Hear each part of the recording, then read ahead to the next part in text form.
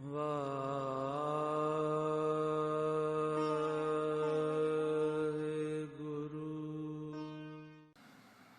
ਸਤਿਨਾਮ।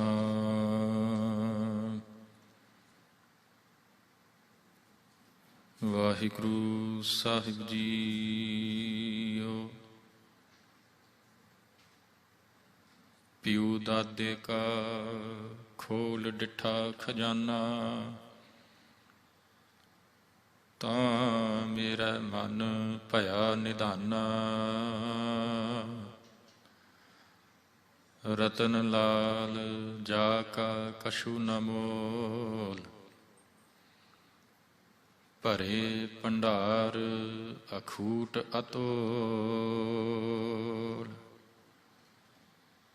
ਖਾਵਹਿ ਖਰਚਹਿ ਰਲ ਮਿਲ ਭਾਈ, ਟੋਟ ਨ ਆਵੈ ਵਧ ਦੋ ਜਾਈ।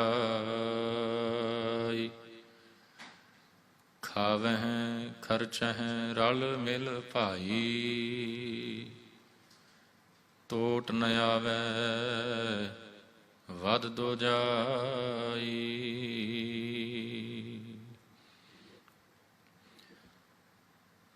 ਪਰਮ ਸਨਮਾਨਯੋਗ ਜੁਗੋ ਜੁਗ ਅਟਲ ਰੂਹਾਨੀਅਤ ਦੇ ਮੁਜੱਸਮੇ, ਸੁੱਖਾਂ ਦੇ ਸਾਗਰ, ਦਇਆ ਦੇ ਖਜ਼ਾਨੇ, ਪਰਮ ਕਿਰਪਾਲੂ ਪਾਤਸ਼ਾਹ,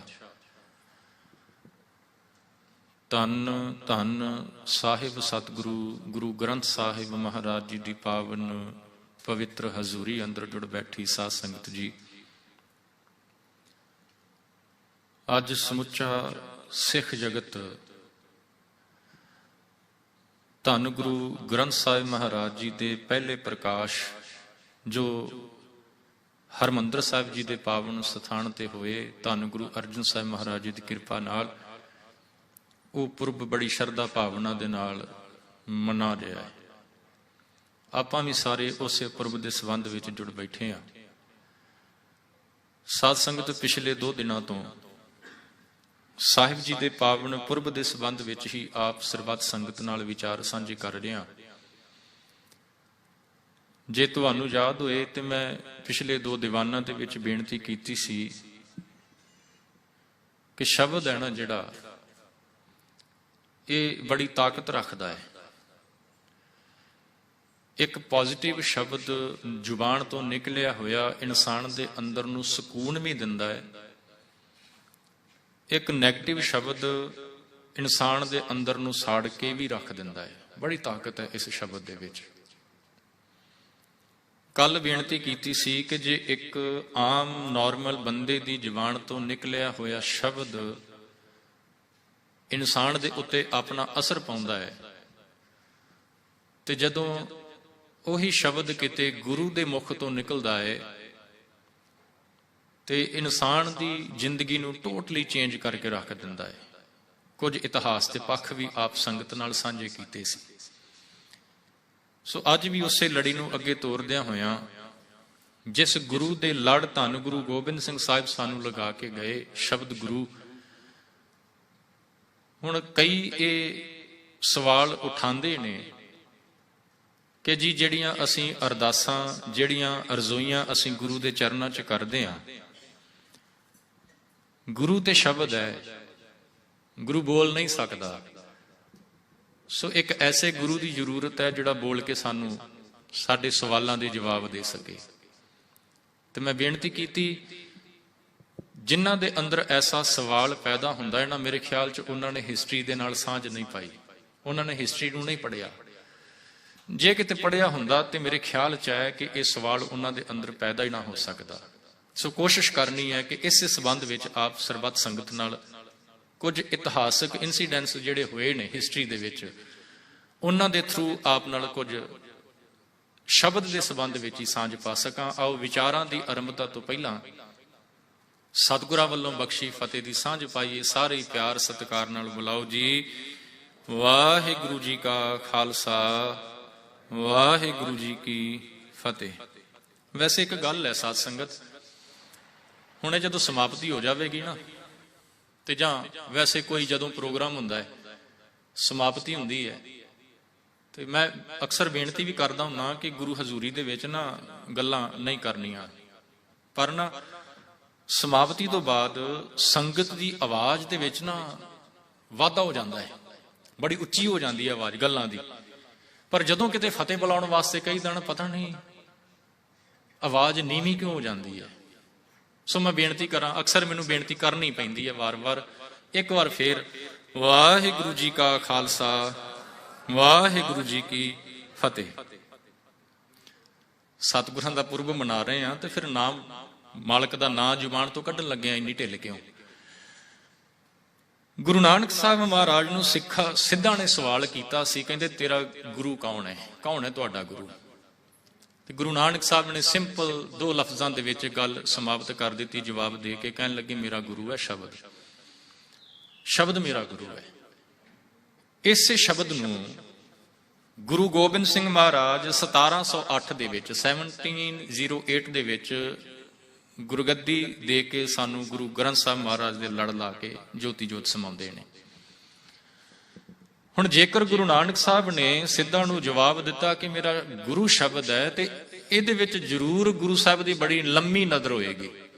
ਕੋਈ ਇਹ ਨਹੀਂ ਕਿ ਉੱਥੇ ਕੇਵਲ ਸਿੱਧਾਂ ਨੂੰ ਸੈਟੀਸਫਾਈ ਕਰਨ ਵਾਸਤੇ ਜਾਂ ਐਟ ਏ ਟਾਈਮ ਜਵਾਬ ਦੇਣ ਵਾਸਤੇ ਗੁਰੂ ਸਾਹਿਬ ਨੇ ਕਹਿ ਦਿੱਤਾ ਕਿ ਮੇਰਾ ਗੁਰੂ ਸ਼ਬਦ ਹੈ। ਨਹੀਂ, ਬੜੀ ਲੰਬੀ ਨਜ਼ਰ ਸੀ ਸਤਿਗੁਰਾਂ ਦੀ। ਪਤਾ ਸੀ ਗੁਰੂ ਸਾਹਿਬ ਨੂੰ ਕਿ ਆਉਣ ਵਾਲੇ ਸਮੇਂ ਦੇ ਵਿੱਚ ਸ਼ਬਦ ਨੂੰ ਹੀ ਗੁਰਿਆਈ ਮਿਲਣੀ ਹੈ। ਇਸੇ ਕਰਕੇ ਸਤਿਗੁਰਾਂ ਨੇ ਉੱਥੇ ਗੱਲ ਹੀ ਸ਼ਬਦ ਤੋਂ ਕੀਤੀ ਹੈ। ਸਿੱਧ ਗੋਸ਼ਟ ਬਾਣੀ ਪੜ੍ਹੋ, ਸਿੱਧ ਸਵਾਲ ਕਰਦੇ ਨੇ ਤੇ ਗੁਰੂ ਸਾਹਿਬ ਜਵਾਬ ਦਿੰਦੇ ਨੇ। ਭਾਈ ਗੁਰਦਾਸ ਜੀ ਦੀਆਂ ਵਾਰਾਂ ਪੜ੍ਹੋ, ਉੱਥੇ ਵੀ ਸਿੱਧ ਸਵਾਲ ਕਰਦੇ ਨੇ, ਕੌਣ ਸ਼ਬਦ ਤੋਂ ਇਹ ਠਾਂ ਲਿਆਈ? ਤੇ ਉੱਥੇ ਵੀ ਗੁਰੂ ਸਾਹਿਬ ਕਹਿੰਦੇ ਨੇ ਗੁਰੂ ਦੇ ਸ਼ਬਦ ਤੋਂ ਬਿਨਾਂ ਮੇਰੇ ਕੋਲ ਹੋਰ ਤਾਕਤ ਹੀ ਕੋਈ ਨਹੀਂ। ਸ਼ਬਦ ਨੂੰ ਬੜੀ ਵਡਿਆਈ ਦਿੰਦੇ ਪਏ ਨੇ ਸਾਧ ਸੰਗਤ। ਹੁਣ ਥੋੜਾ ਜਿਹਾ ਆਪਾਂ ਹਿਸਟਰੀ ਦੇ ਵੱਲ ਧਿਆਨ ਮਾਰੀਏ, ਪਤਾ ਲੱਗ ਜਾਏ ਕਿ ਮੇਰਾ ਜਿਹੜਾ ਗੁਰੂ ਹੈ ਨਾ, ਜਿਸ ਗੁਰੂ ਦੇ ਲੜ ਮੇਰਾ ਦਸਮ ਪਿਤਾ ਲਗਾ ਕੇ ਗਿਆ ਹੈ, ਉਹ ਗੁਰੂ ਬੋਲਦਾ ਹੈ। ਬਸ ਮੈਨੂੰ ਜਾਚ ਨਹੀਂ ਹੈ ਕਿ ਮੈਂ ਗੁਰੂ ਦੇ ਨਾਲ ਗੱਲ ਕਿਵੇਂ ਕਰਨੀ ਹੈ।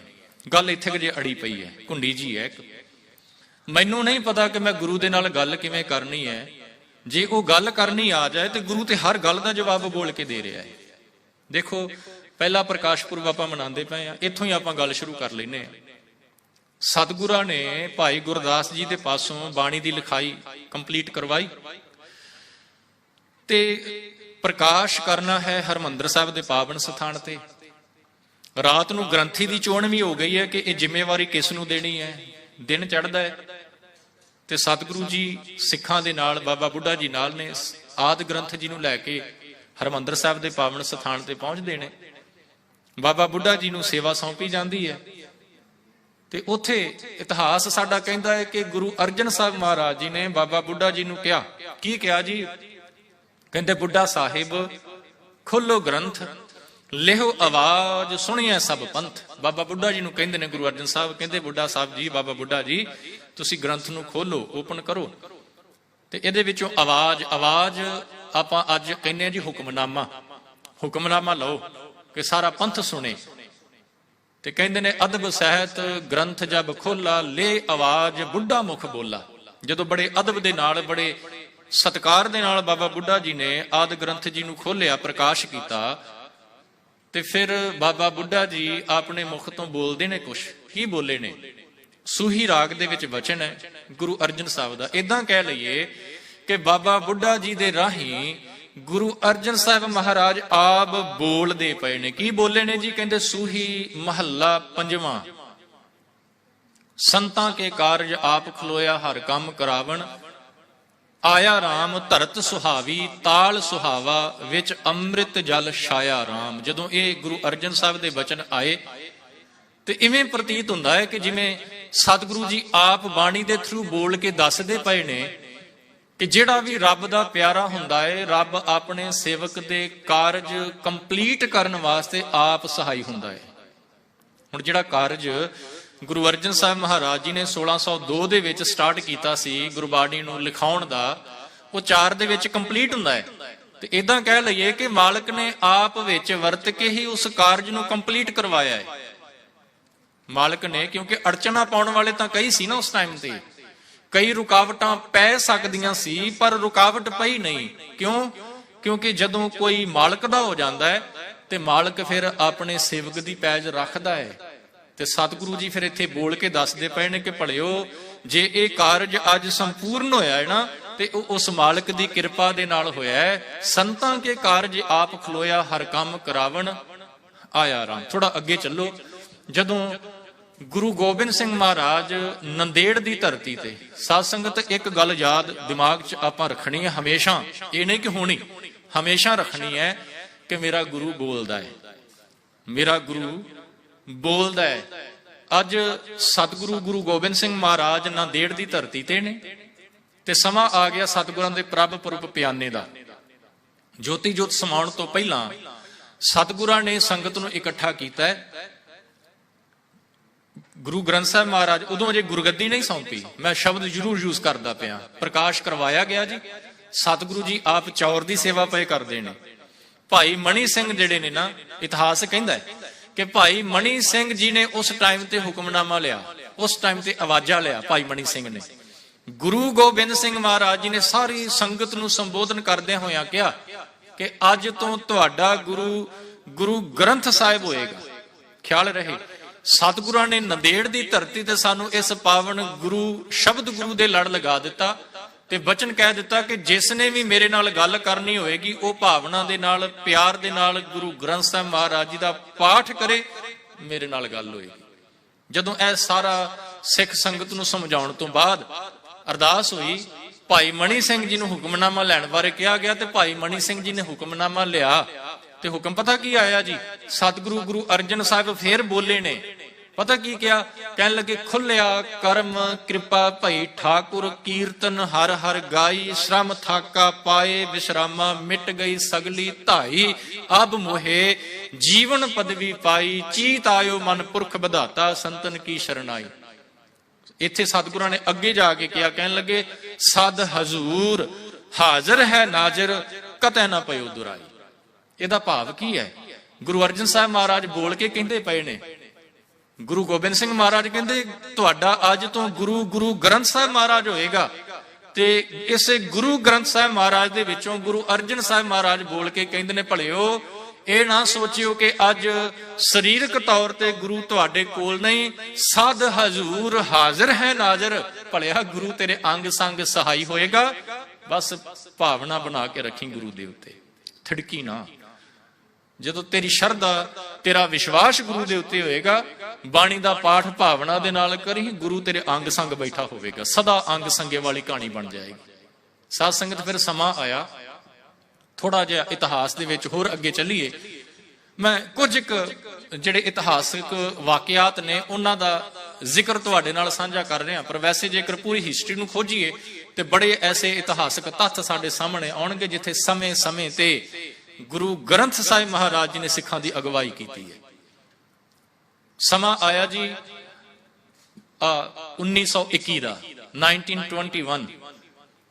ਇੱਥੇ ਨਾ ਕੁਝ ਜਿਨ੍ਹਾਂ ਨੂੰ ਨੀਚ ਕਹਿ ਕੇ ਦੁਰਕਾਰਿਆ ਜਾਂਦਾ ਸੀ, ਸ਼ੂਦਰ ਕਹਿ ਕੇ ਦੁਰਕਾਰਿਆ ਜਾਂਦਾ ਸੀ, ਉਹ ਅੰਮ੍ਰਿਤ ਛਕ ਕੇ ਸਿੰਘ ਸੱਜਦੇ ਨੇ ਤੇ ਅੰਮ੍ਰਿਤ ਛਕਣ ਤੋਂ ਬਾਅਦ ਕੜਾਹ ਪ੍ਰਸ਼ਾਦ ਦੀ ਦੇਗ ਲੈ ਕੇ ਉਹ ਹਰਮੰਦਰ ਸਾਹਿਬ ਜੀ ਦੇ ਪਾਵਨ ਸਥਾਨ ਤੇ ਆਉਂਦੇ ਨੇ।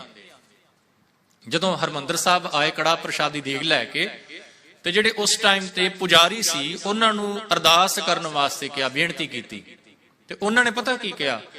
ਕਹਿਣ ਲੱਗੇ, ਜਿਹੜੇ ਨੀਵੇਂ ਨੇ, ਸ਼ੂਦਰ ਨੇ, ਉਹਨਾਂ ਦੀ ਅਰਦਾਸ ਇੱਥੇ ਨਹੀਂ ਹੋ ਸਕਦੀ। ਪੁਜਾਰੀਆਂ ਦਾ ਕਹਿਣਾ।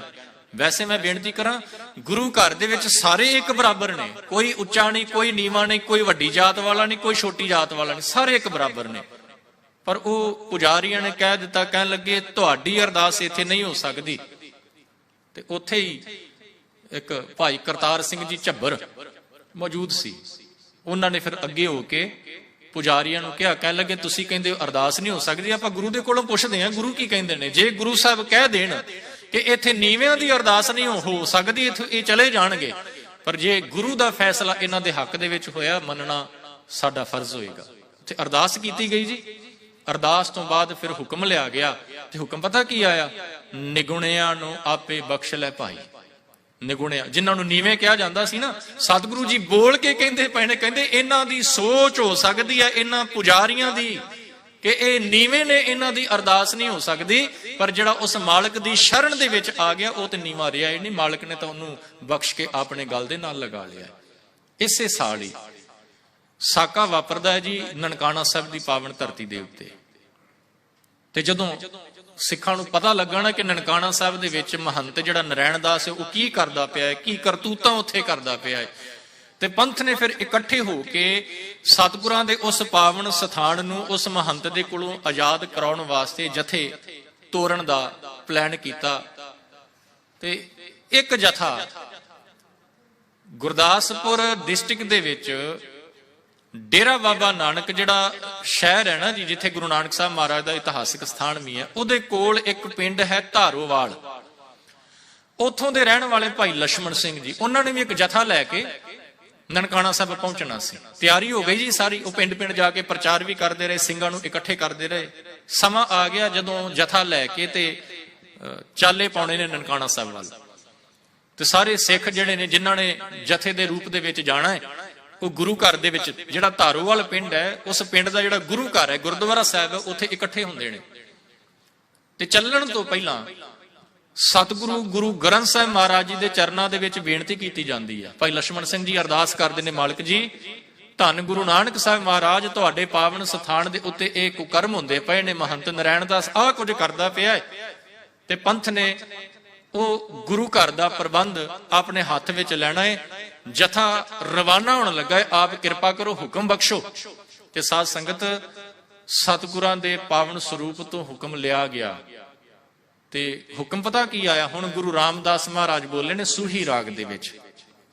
ਬੋਲ ਕੇ ਗੁਰੂ ਰਾਮਦਾਸ ਮਹਾਰਾਜ ਜੀ ਨੇ ਕਿਹਾ, ਕਹਿਣ ਲੱਗੇ ਭਲਿਓ ਜੇਕਰ ਜਥਾ ਲੈ ਕੇ ਜਾ ਰਹੇ ਹੋ ਨਾ, ਤੇ ਧਿਆਨ ਰਹੇ ਤੁਹਾਡੇ ਨਾਲ ਇਹ ਕੁਝ ਵਾਪਰ ਸਕਦਾ ਹੈ, ਇਹ ਕੁਝ ਤੁਹਾਡੇ ਨਾਲ ਹੋ ਸਕਦਾ ਹੈ। ਪਤਾ ਕੀ ਕਿਹਾ? ਉਹ ਸ਼ਬਦ ਮੇਰੇ ਖਿਆਲ ਤੁਹਾਨੂੰ ਯਾਦ ਵੀ ਹੋਏਗਾ ਬਹੁਤਿਆਂ ਨੂੰ, ਇੱਕ ਦੋ ਪੰਕਤੀਆਂ ਗੁਰੂ ਰਾਮਦਾਸ ਮਹਾਰਾਜ ਬੋਲੇ, ਕਹਿਣ ਲੱਗੇ ਕੋਈ ਆਣ ਮਿਲਾਵੇ ਮੇਰਾ ਪ੍ਰੀਤਮ ਪਿਆਰਾ, ਹਾਂ ਤਿਸ ਪਹਿ ਆਪ ਵਿਚਾਈ ਦਰਸ਼ਨ ਹਰ ਦੇਖਣ ਕਹਿ ਤਾਈ। ਇਸ ਸ਼ਬਦ ਦੇ ਵਿੱਚ ਅੱਗੇ ਚੱਲ ਕੇ ਸਤਿਗੁਰੂ ਜੀ ਪਤਾ ਕੀ ਕਹਿੰਦੇ? ਸਾਹਿਬ ਜੀ ਕਹਿੰਦੇ ਤਨ ਮਨ ਕਾਟ ਕਾਟ ਸਭ ਅਰਪੀ ਵਿੱਚ ਅਗਨੀ ਆਪ ਜਲਾਈ। ਭਾਈ ਲਛਮਣ ਸਿਆਂ, ਜੇਕਰ ਤੂੰ ਜਥਾ ਲੈ ਕੇ ਜਾ ਰਿਹਾ, ਜਿੰਨੇ ਵੀ ਸਿੰਘ ਜਾ ਰਹੇ ਨੇ ਉਹ ਧਿਆਨ ਦੇ ਨਾਲ ਸੁਣ ਲੈਣ ਕਿ ਉੱਥੇ ਪਹੁੰਚ ਕੇ ਤੁਹਾਨੂੰ ਆਪਣੇ ਤਨ ਦੇ ਟੁਕੜੇ ਟੁਕੜੇ ਕਰਵਾਉਣੇ ਪੈ ਸਕਦੇ ਨੇ, ਆਪਣੇ ਸਰੀਰ ਨੂੰ ਅੱਗ ਦੇ ਵਿੱਚ ਜਲਾਉਣਾ ਪੈ ਸਕਦਾ ਹੈ। ਤੇ ਸਾਧ ਸੰਗਤ ਸਤਿਗੁਰਾਂ ਦਾ ਇਹ ਪਾਵਨ ਹੁਕਮ ਲੈ ਕੇ ਜਥਾ ਰਵਾਨਾ ਹੁੰਦਾ ਹੈ ਇੱਕ ਜਗ੍ਹਾ, ਇੱਕ ਪਿੰਡ ਦੇ ਵਿੱਚ ਜਾ ਕੇ। ਉਹ ਪਿੰਡ ਦਾ ਨਾਮ ਨਿਜ਼ਾਮਪੁਰ ਦੇਵਾ ਸਿੰਘ ਵਾਲਾ। ਉੱਥੇ ਪੜਾਅ ਕੀਤਾ ਜੀ, ਉੱਥੋਂ ਕੁਝ ਹੋਰ ਸਿੰਘਾਂ ਨੇ ਵੀ ਨਾਲ ਮਿਲਣਾ ਸੀ। ਗੁਰੂ ਘਰ ਦੇ ਵਿੱਚ ਰੁਕੇ, ਉੱਥੇ ਵੀ ਅਰਦਾਸ ਕੀਤੀ ਗਈ ਤੇ ਸਤਿਗੁਰਾਂ ਦੇ ਸਨਮੁਖ ਫੇਰ ਬੇਨਤੀ, ਮਾਲਕ ਕਿਰਪਾ ਕਰੋ, ਜਥਾ ਰਵਾਨਾ ਹੋਣ ਲੱਗਾ, ਹੁਕਮ ਬਖਸ਼ੋ। ਤੇ ਫੇਰ ਸਾਧ ਸੰਗਤ ਮੈਂ ਕਹਿੰਦਾ ਜਿਹੜੇ ਕਹਿੰਦੇ ਨੇ ਨਾ ਕਿ ਗੁਰੂ ਬੋਲਦਾ ਨਹੀਂ, ਕੇਵਲ ਆਹ ਇੱਕ ਇਤਿਹਾਸਕ ਜਿਹੜਾ ਤੱਥ ਹੈ ਨਾ, ਇਹਨੂੰ ਪੜ੍ਹ ਕੇ ਦੇਖ ਲੈਣ, ਸਾਰੇ ਸ਼ੰਕੇ ਦੂਰ ਹੋ ਜਾਣਗੇ। ਧਾਰੋਵਾਲ ਪਿੰਡ ਦੇ ਵਿੱਚ ਹੁਕਮ ਲਿਆ ਜਾਂਦਾ ਹੈ, ਗੁਰੂ ਰਾਮਦਾਸ ਕਹਿੰਦੇ ਤਨ ਮਨ ਕਾਟ ਕਾਟ ਸਭ ਅਰਪੀ ਵਿੱਚ ਅਗਨੀ ਆਪ ਜਲਾਈ। ਇਸ ਨਿਜ਼ਾਮਪੁਰ ਦੇਵਾ ਸਿੰਘ ਵਾਲਾ ਵਿਖੇ ਅਰਦਾਸ ਹੁੰਦੀ ਹੈ, ਹੁਕਮਨਾਮਾ ਲਿਆ ਜਾਂਦਾ ਹੈ। ਗੁਰੂ ਰਾਮਦਾਸ ਮਹਾਰਾਜ ਫੇਰ ਬੋਲਦੇ ਨੇ, ਭਲਿਓ ਤਨ ਮਨ ਕਾਟ ਕਾਟ ਸਭ ਅਰਪੀ ਵਿੱਚ ਅਗਨੀ ਆਪ ਜਲਾਈ ਜਾ ਰਹੇ ਹੋ ਤੇ ਇਹ ਕੁਝ ਹੋਏਗਾ। ਇਹਨੂੰ ਆਮ ਕੋਈ ਮੇਰੇ ਵਰਗਾ ਸ਼ਰਧਾਹੀਨ ਕਹਿ ਸਕਦਾ ਜੀ ਕੋਇਨਸੀਡੈਂਸ ਹੋ ਗਿਆ, ਪਰ ਜਿਹੜਾ ਭਾਵਨਾ ਵਾਲਾ ਸਿੱਖ ਹੈ ਨਾ, ਉਹ ਕਹੇਗਾ ਇਹ ਕੋਇਨਸੀਡੈਂਸ ਨਹੀਂ ਹੋ ਸਕਦਾ, ਇਹ ਮੇਰਾ ਗੁਰੂ ਆਉਣ ਵਾਲੇ ਸਮੇਂ ਬਾਰੇ ਸਿੰਘਾਂ ਨੂੰ ਦੱਸਦਾ ਪਿਆ ਕਿ ਭਲਿਓ ਜੇ ਜਾ ਰਹੇ ਹੋ ਤੇ ਇਹ ਕੁਝ ਹੋ ਸਕਦਾ ਹੈ। ਜੇ ਮਨ ਕਮਜ਼ੋਰ ਹੈ, ਜੇ ਦਿਲ ਡੋਲਦਾ ਹੈ ਤੇ ਮੁੜ ਸਕਦੇ ਹੋ, ਪਰ ਜੇ ਗੁਰੂ ਦੇ ਉੱਤੇ ਭਾਵਨਾ ਸ਼ਰਧਾ ਹੈ ਤੇ ਫਿਰ ਤਿਆਰ ਰਹਿਣਾ, ਇਹ ਸਭ ਕੁਝ ਵਾਪਰੇਗਾ। ਤੇ ਸਾਧ ਸੰਗਤ ਖਿਆਲ ਰਹੇ, ਇਤਿਹਾਸ ਦਾ ਉਹ ਸਾਕਾ ਪੜ੍ਹ ਕੇ ਦੇਖਿਓ, ਜਿਹੜੀ ਗੱਲ ਗੁਰੂ ਰਾਮਦਾਸ ਮਹਾਰਾਜ ਜੀ ਨੇ ਹੁਕਮ ਦੇ ਵਿੱਚ ਕਹੀ, ਉਹ ਇੱਕ ਇੱਕ ਗੱਲ ਉਸ ਪਾਵਨ ਸਥਾਨ ਦੇ ਉੱਤੇ ਵਾਪਰੀ। ਸਿੰਘਾਂ ਦੇ ਟੋਟੇ ਟੋਟੇ ਹੋਏ ਸਰੀਰਾਂ ਦੇ, ਸਿੰਘਾਂ ਨੂੰ ਅੱਗ ਦੇ ਵਿੱਚ ਤੇਲ ਪਾ ਕੇ ਨਾ, ਕੈਰੋਸੀਨ ਆਇਲ ਪਾ ਕੇ ਸਾੜਿਆ ਗਿਆ, ਜੰਡ ਦੇ ਨਾਲ ਬੰਨ ਕੇ ਸਾੜਿਆ ਗਿਆ। ਇਹ ਸਭ ਕੁਝ ਹੋਇਆ ਜਿਹੜਾ ਗੁਰੂ ਰਾਮਦਾਸ ਮਹਾਰਾਜ ਜੀ ਨੇ ਬੋਲ ਕੇ ਕਿਹਾ ਸੀ। ਅਜੇ ਕਹਿੰਦੇ ਗੁਰੂ ਬੋਲਦਾ ਨਹੀਂ। ਹੋਰ ਕਿੰਨੇ ਵਾਕਿਆ ਚਾਹੀਦੇ ਨੇ ਹਿਸਟਰੀ ਦੇ ਵਿੱਚੋਂ ਜਿਹੜੇ ਇਹ ਪ੍ਰੂਵ ਕਰਨ ਕਿ ਜਿਸ ਗੁਰੂ ਦੇ ਲੜ ਮੇਰਾ ਗੁਰੂ ਲਗਾ ਕੇ ਗਿਆ ਉਹ ਗੁਰੂ ਬੋਲ ਕੇ ਜਵਾਬ ਦਿੰਦਾ ਹੈ। ਜਦੋਂ ਇਹ ਸਾਕਾ ਹੋ ਗਿਆ ਨਾ ਫਰਵਰੀ 1921 ਤੇ ਸਿੰਘਾਂ ਦੇ ਜਥੇ ਉੱਥੇ ਪਹੁੰਚਣੇ, ਵੱਡੀ ਗਿਣਤੀ ਵਿੱਚ ਪਹੁੰਚਣੇ ਸ਼ੁਰੂ ਹੋਏ ਤੇ ਸਰਕਾਰ ਜਿਹੜੀ ਅੰਗਰੇਜ਼ ਸਰਕਾਰ ਹੈ ਉਹ ਵੀ ਪਹੁੰਚ ਗਈ। ਕਬਜ਼ਾ ਲਿਆ ਗਿਆ ਜੀ ਗੁਰੂ ਘਰ ਦਾ। ਅਗਲੇ ਦਿਨ ਚਾਬੀਆਂ ਸੌਂਪ ਦਿੱਤੀਆਂ ਗਈਆਂ ਖਾਲਸੇ ਨੂੰ। ਅੰਦਰ ਗਏ, ਜਿੰਨੇ ਵੀ ਸਿੰਘ ਅੰਦਰ ਗਏ ਕੋਈ ਐਸਾ ਨਹੀਂ ਸੀ ਜਿਹੜਾ ਉਹ ਦ੍ਰਿਸ਼ ਦੇਖ ਕੇ ਕੰਬਿਆ ਨਾ ਹੋਵੇ, ਜਿਹਦੀਆਂ ਅੱਖਾਂ ਦੇ ਵਿੱਚ ਅਥਰੂ ਨਾ ਹੋਣ। ਉੱਥੇ ਸਰੀਰਾਂ ਦੀ ਸੰਭਾਲ ਕੀਤੀ ਗਈ। ਉਹ ਜਿਹੜੇ ਮਾਸ ਦੇ ਟੁਕੜੇ ਸੀ ਨਾ, ਜਿਹੜੇ ਬਾਰੇ ਗੁਰੂ ਰਾਮਦਾਸ ਮਹਾਰਾਜ ਨੇ ਕਿਹਾ ਸੀ ਤਨ ਮਨ ਕਾਟ ਕਾਟ ਸਭ ਅਰਪੀ, ਉਹ ਮਾਸ ਦੇ ਹੱਡੀਆਂ ਦੇ ਟੁਕੜੇ ਇਕੱਠੇ ਕਰਕੇ ਇੱਕ ਚਿਖਾ ਚਿਣੀ ਗਈ, ਲਾਂਬੂ ਲਗਾਇਆ ਗਿਆ, ਸੋਹਿਲਾ ਸਾਹਿਬ ਦਾ ਪਾਠ ਹੋਇਆ, ਅਰਦਾਸ ਬੇਨਤੀ ਹੋਈ ਤੇ ਜਿਹੜੀ ਬੀੜ ਸੀ ਉਸ ਗੁਰੂ ਘਰ ਦੇ ਵਿੱਚ, ਉਸ ਬੀੜ ਨੂੰ ਅੱਜ ਆਪਾਂ ਸ਼ਹੀਦੀ ਬੀੜ ਕਹਿ ਕੇ ਯਾਦ ਕਰਦੇ ਹਾਂ, ਕਿਉਂਕਿ ਕੁਝ ਗੋਲੀਆਂ ਉਸ ਪਾਵਨ ਬੀੜ ਨੂੰ ਵੀ ਲੱਗੀਆਂ। ਤੇ ਉਸ ਸ਼ਹੀਦੀ ਬੀੜ ਤੋਂ ਹੁਕਮਨਾਮਾ ਲਿਆ ਗਿਆ। ਹੁਕਮਨਾਮਾ ਲਿਆ ਪੰਥ ਦੇ ਉਸ ਟਾਈਮ ਦੇ ਬੜੇ ਮਹਾਨ ਕੀਰਤਨੀਏ ਰਾਗੀ ਸਿੰਘ ਭਾਈ ਹੀਰਾ ਸਿੰਘ ਜੀ, ਉਹਨਾਂ ਨੇ ਹੁਕਮ ਲਿਆ। ਤੇ ਹੁਕਮ ਦੇ ਵਿੱਚ ਪਤਾ ਕੀ ਕਿਹਾ ਸਤਿਗੁਰਾਂ ਨੇ? ਬੋਲ ਕੇ ਕਿਹਾ ਉੱਥੇ ਗੁਰੂ ਅਰਜਨ ਸਾਹਿਬ ਮਹਾਰਾਜ ਨੇ। ਕੀ ਕਹਿਣ ਲੱਗੇ ਨੇ ਜੀ? ਕਹਿੰਦੇ ਜੋ ਲੋੜੀਂਦੇ RAM ਸੇਵਕ ਸੇਈ ਕਾਂਢਿਆ। ਜੋ ਲੋੜੀਂਦੇ RAM ਸੇਵਕ ਸੇਈ ਕਾਂਢਿਆ। ਇਹਦਾ ਮਤਲਬ ਕੀ ਹੈ ਕਿ ਜਿਹੜੇ ਰੱਬ ਦੇ ਪਿਆਰੇ ਹੁੰਦੇ ਨੇ ਨਾ, ਰੱਬ ਉਹਨਾਂ ਨੂੰ ਬੜਾ ਪਿਆਰ ਕਰਦਾ ਤੇ ਉਹਨਾਂ ਨੂੰ ਆਪਣੇ ਨਾਲ ਹੀ ਮਿਲਾ ਲੈਂਦਾ ਹੈ। ਉਹਨਾਂ ਦੇ ਵਿੱਚ ਤੇ ਰੱਬ ਦੇ ਪਿਆਰਿਆਂ ਦੇ ਵਿੱਚ ਫਰਕ ਹੀ ਕੋਈ ਨਹੀਂ ਰਹਿ ਜਾਂਦਾ ਜੀ। ਉਹ ਇੱਕ ਜੋਤ ਹੋ ਜਾਂਦੇ ਨੇ। ਅਗਲੀਆਂ ਪੰਕਤੀਆਂ ਪੜ੍ਹਿਓ ਕਿਤੇ, ਕਹਿੰਦੇ ਜਿਸ ਤਰ੍ਹਾਂ ਪਾਣੀ ਵਿੱਚ ਪਾਣੀ ਮਿਲਾ ਕੇ ਇੱਕ ਰੂਪ ਹੋ ਜਾਂਦਾ ਹੈ ਨਾ, ਉਸੇ ਤਰ੍ਹਾਂ ਇਹ ਜਿਹੜੇ ਭਾਵਨਾ ਵਾਲੇ ਜਿਨ੍ਹਾਂ ਨੇ ਗੁਰੂ ਘਰ ਆਜ਼ਾਦ ਕਰਾਉਣ ਦੇ ਲਈ ਆਪਣੇ ਤਨ ਨੂੰ ਕੁਰਬਾਨ ਕਰ ਦਿੱਤਾ ਗੁਰੂ ਦੇ ਉੱਤੋਂ, ਉਸ ਮਾਲਕ ਨੇ ਉਹਨਾਂ ਨੂੰ ਆਪਣੇ ਨਾਲ ਮਿਲਾ ਲਿਆ। ਇਹ ਸਾਹਿਬ ਜੀ ਦਾ ਪਾਵਨ ਹੁਕਮ ਸੁਣ ਕੇ ਨਾ ਸਾਧ ਸੰਗਤ ਯਾਦ ਰਹੇ, ਇਤਿਹਾਸ ਨੂੰ ਕਿਤੇ ਪੜ੍ਹਿਆ ਕਰੋ, ਆਦਤ ਪਾਈਏ ਹਿਸਟਰੀ ਪੜ੍ਹਨ ਦੀ। ਇਸ ਪਾਵਨ ਹੁਕਮ ਨੂੰ ਪੜ੍ਹ ਕੇ ਕੋਈ ਵਿਰਲਾ ਹੀ ਹੋਏਗਾ ਜਿਹੜਾ ਉੱਥੇ ਗੁਰੂ ਚਰਨਾਂ ਦੇ ਵਿੱਚ ਸਿਰ ਝੁਕਾ ਕੇ ਅੱਖਾਂ ਦੇ ਵਿੱਚ ਅਥਰੂ ਵੀ ਨੇ ਪਰ ਨਾਲ ਸ਼ੁਕਰ ਵੀ ਕਰਦਾ ਹੈ, ਮਾਲਕਾ ਤੂੰ ਇਹਨਾਂ ਨੂੰ ਆਪਣੇ ਗਲ ਦੇ ਨਾਲ ਲਗਾਇਆ ਹੈ, ਇਹਨਾਂ ਦਾ ਜੀਵਨ ਸਫਲ ਹੋਇਆ ਹੈ।